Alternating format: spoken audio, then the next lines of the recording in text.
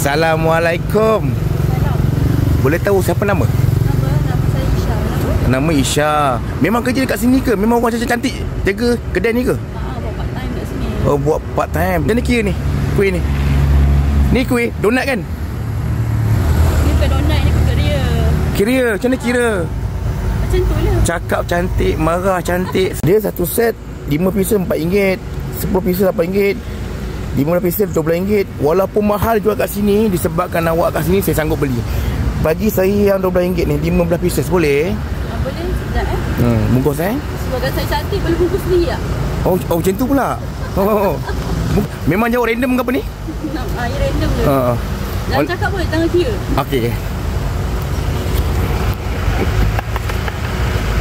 Jangan cakap boleh, jangan kira. Jangan takut dengan dia. Sini buka pukul apa? Saya buka pukul 10 sampai pukul 6. 10 pagi sampai pukul 6 petang lah. Cuti tak ada? Tak ada cuti. Kalau tak ada cuti, macam mana kita nak date? Kita nak dating.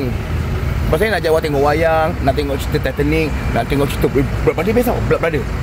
Dia tembak-tembak. Dia toing. Diorang tembak kat wayang, kita tembak tempat lain.